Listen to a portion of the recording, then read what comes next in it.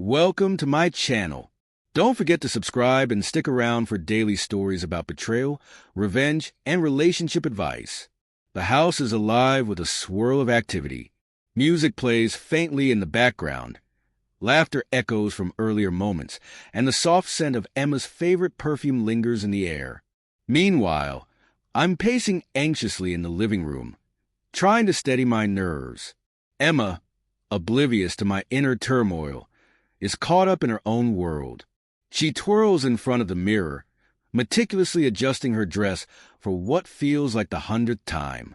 "Mark, can you help me with this necklace?" she calls out, her tone teetering between irritation and excitement. I walk over, attempting to mask my emotions. "Emma, we need to talk. It's important." She glances at me through the mirror, her eyes flickering with impatience. "Can it wait? I'm already running late." "No, it can't," I reply firmly, though I try to soften my voice. "You've been going out a lot lately, and it's starting to bother me."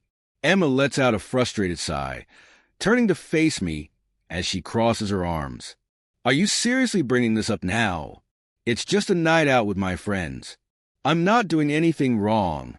"I'm not saying you're doing anything wrong," I explain, keeping my voice calm despite the rising tension, "but it's the same thing every weekend.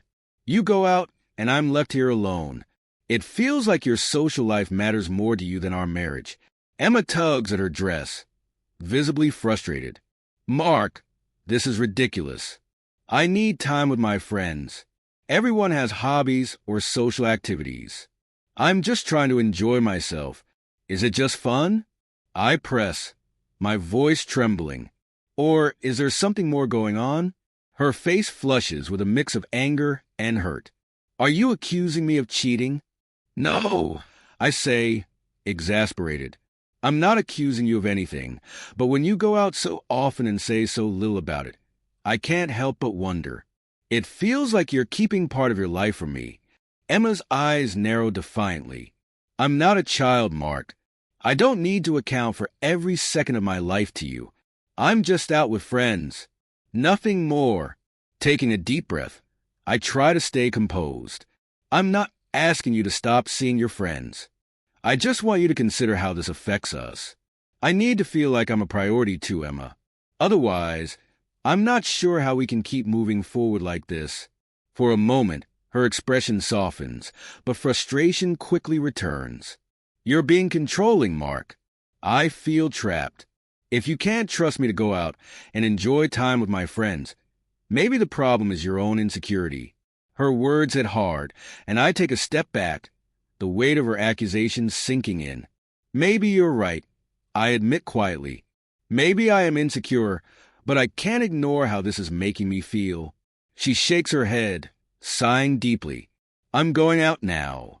We can talk about this later if you're still upset." With that, Emma grabs her purse and walks out the door, leaving me standing alone in the dimly lit hallway.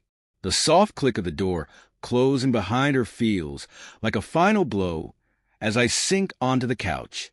The silence in the house feels deafening, echoing the distance that seems to grow between us with each passing weekend. The next morning, the tension lingers in the air. Emma and I occupy opposite sides of the house, both lost in thought. After a restless night, I decide it's time to confront her directly. No more skirting around the issue. I wait for her in the living room, where morning sunlight streams through the curtains, casting long shadows that only add to the somber atmosphere. When Emma finally appears, still groggy, she notices the tension immediately. "Good morning," she says, attempting a cheerful tone. "What's up?" "Good morning," I reply evenly, determined to stay composed. "We need to talk." Emma sets her coffee mug on the table and perches on the edge of the sofa, her expression guarded. "About what?" I take a deep breath, preparing myself. "Emma, I can't keep doing this every weekend. You're out with your friends, and I'm left here alone. I've tried to let it go, but it's eating away at me. I need to know where we stand." Her face clouds with annoyance. "Mark, we've been over this. I go out, I have fun, and I come home. It's not like I'm doing anything wrong. This isn't about what you're doing, I counter, striving to keep my frustration in check. It's about how it makes me feel. I'm starting to think your social life matters more to you than our relationship. Her brows knit together, and she shakes her head in disbelief. So, what are you saying? I should just stop seeing my friends. No, I reply firmly. I'm saying we need balance. I've been patient, but I can't keep feeling like I'm not a priority. I need to know if you're committed to us. Emma's eyes harden as she crosses her arms. So now you're giving me an ultimatum? Yes, I admit, my voice steady despite the rapid thumping of my heart. Either we start working on this together and find a balance, or we need to reconsider where this is going. I can't keep living like this. Her face flushes with anger as she stands abruptly. This is absurd, Mark. You're being unreasonable. I need to live my life. If you can't accept that, maybe you need to rethink your own perspective. It's not about controlling you, I argue, my voice straining. It's about saving what's important to me. I need to know we're working toward something, not drifting apart. Emma shakes her head, exasperated. You're suffocating me, Mark. I need space. If you can't handle that, then maybe we're better off apart. Her words feel like a blow to the chest, but I hold my ground. If that's how you feel, then maybe we do need to take a step back. I can't continue being part of a relationship where I feel overlooked and insignificant. Emma grabs her purse with swift, deliberate movements. Fine, I'll head out. We can talk later, but I'm not going to rush into making any decisions, she says sharply. The door slams shut behind her, and I sink back onto the sofa, a wave of despair mixed with determination washing over me. The ultimatum has been set, and now it's a waiting game to see how things will unfold. The house feels even colder, a tangible emptiness creeping into every corner. I can't help but wonder if this marks the beginning of the end. The silence that follows is deafening, heavy with the echoes of our argument. Left alone with my thoughts, I feel the uncertainty of our future looming over me like a dark shadow.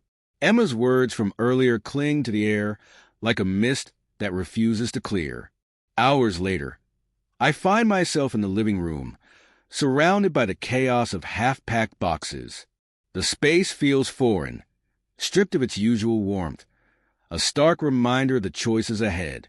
Each item I carefully place into a box seems to carry the weight of the life I'm preparing to leave behind. The only sound is the rhythmic ticking of the clock on the wall, a haunting metronome counting down the moments. Emma's laughter drifts faintly from outside as she heads off for another evening with her friends. The sound echoes through the empty house, making the loneliness feel even more pronounced.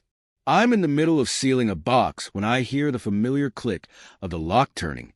Emma's key rattles in the door, and I brace myself, taking a deep breath as she steps inside. Her laughter fades into silence. She freezes, her carefree demeanor evaporating as her gaze lands on the stacked boxes near the doorway. Her expression shifts from confusion to seriousness when she notices the note I've left on the coffee table. Mark, she calls, her voice tentative, echoing in the quiet house. Mark, where are you? I step out from the bedroom, trying to steady myself despite the storm of emotions inside me. I'm here, I say simply. Emma's fingers tremble slightly as she picks up the note. She reads it aloud, her voice breaking slightly. Emma, I can't keep living this way. I hope you find what you're looking for. I need to move on. Mark, her face crumples, shock and hurt flashing in her eyes. You're leaving just like that. I never wanted it to come to this, I reply, my voice heavy with regret, but I can't keep going on like this, feeling like an afterthought. I've tried, Emma. I really tried, but we're at a standstill. Tears well up in her eyes as she steps closer. Mark, please, let's talk about this. Don't do this now. We can figure something out. I've been trying to talk, I say, guilt gnawing at me as I see her distress. But every time, it feels like we're going in circles. I need to take a step back to figure out where I stand. Her hand brushes a tear from her cheek as she looks around at the packed boxes. Her voice trembles. So this is it? You're just going to walk away without giving us a real chance to fix this? It's not that simple, I respond, struggling to maintain my composure. I've reached a point where I need to choose what's best for me. If you need time to figure out your priorities, then I need to do the same. Her expression hardens, anger mingling with desperation in her gaze. So you're just giving up? Is this really how it ends? I don't want it to, I admit, my throat tightening, but I can't keep waiting for something to change. I need to move forward, Emma, for myself. For a moment, she stands there, silent and defeated, her shoulders slumping under the weight of unspoken words. The room feels suffocating, thick with the gravity of what's been lost. Finally, Emma takes a deep breath and speaks, her voice soft but resigned. If this is what you want, then go. I swallow hard, picking up the last of my bags. I'm sorry, Emma. I really am. I hope you find what you're looking for. As I walk to the door, I pause to take one last look at the home we shared. Memories flood my mind, happy moments now tinged with sorrow. With a final glance back, I step out into the night, leaving behind the life we built together. The door closes with a quiet finality, and the silence of the house seems to engulf everything. Emma's muffled sobs echo faintly behind me, each one cutting deeper as I walk away. The reality of our separation settles in, and the future ahead feels uncertain and stark. Driving through the city, the lights blur into streaks against the dark sky. A deep ache settles in my chest as I realize that something irrevocable has shifted, but the road ahead is uncharted. Still, it's the only direction left to take. The days after Mark's departure pass in a fog. For Emma, the house, once full of life, now feels stiflingly quiet, with every corner serving as a reminder of his absence. She throws herself into activities in an attempt to distract herself, but nothing seems to dispel the growing weight of regret and uncertainty. One afternoon, Emma finds herself seeking refuge at her sister Anna's house. Anna has been her steady source of support through the turmoil, and Emma hopes that a conversation with her might bring some clarity. As the door opens, Anna pulls Emma into a warm hug. "You look like you could use a cup of tea and someone to talk to," Anna says gently.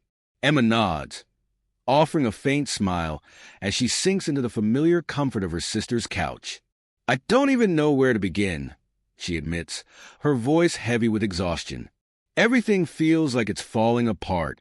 Anna returns moments later with 2 steaming mugs, placing one in Emma's hands before settling beside her. "Start wherever you feel like," Anna says. Sometimes just saying it out loud helps. Emma stares into her tea for a moment before speaking. "Mark left a few days ago. He packed up his things and walked out. I didn't think he'd actually go through with it." Concern flickers across Anna's face. "How are you holding up?" Emma's voice cracks. "I don't even know. I was so caught up in my own world, going out and having fun, that I didn't realize how much I was neglecting him. I thought he was overreacting, but now I'm not so sure. I should have listened." Anna reaches out, placing a comforting hand over Emma's. "It's hard to see clearly when you're in the middle of everything. Sometimes it takes distance to understand what really matters." Tears spill from Emma's eyes as she nods. "I was so dismissive. I just assumed things would work themselves out. But now it feels like I've lost everything." Their conversation is interrupted by the sound of the doorbell. Anna excuses herself to answer it and returns holding a sealed envelope. "This came for you," she says, handing it to Emma. "It's from Mark's lawyer." Emma's heart skips a beat as she takes the envelope. Her hands tremble as she opens it, revealing a formal letter inside. The words are stark and final, detailing the initiation of divorce proceedings. Her face goes pale as she reads. "He's actually filed," Emma whispers, her voice barely audible. "He's really moving forward with this." Anna's expression softens with compassion. "I'm so sorry, Emma. This must be incredibly hard to process. Emma leans back against the couch, her emotions threatening to overwhelm her. I didn't think it would come to this. I thought we had more time to figure things out. I didn't realize how serious he was. Anna moves closer, gently rubbing her sister's back. Sometimes it takes something drastic to understand the full weight of our actions. It sounds like you're starting to see how much Mark meant to you. Emma nods, tears streaming down her face. I took him for granted. I thought I could have it all. My freedom, my nights out, and still keep him in my life. But now I see how wrong I was. Anna's tone is steady and soothing, acknowledging that is important even if it hurts. It's a painful part of growth, but it's necessary. Emma looks back at the letter in her hands, the reality of the situation settling over her. I told myself it wasn't a big deal, that Mark would understand, but I see now that I betrayed his trust and pushed him away. Anna squeezes her hand gently. This is a hard lesson, Emma, but it's one that can help you move forward. You can't undo what's happened, but you can learn from it and grow. Taking a deep breath, Emma wipes her tears and straightens slightly. I have to face this. I have to take responsibility for my mistakes and make sure I don't repeat them. As the conversation continues, Emma feels the first glimmer of clarity through the haze of pain. The end of her marriage is a harsh awakening, but it's also an opportunity, a chance to understand herself, to confront her choices and to change. The road to healing will be long and difficult, but Emma knows it's one she must take. Her nights of fleeting fun had caused her something irreplaceable, and as the weight of the divorce papers settles on her lap, she resolves to move forward, armed with the lessons of her loss.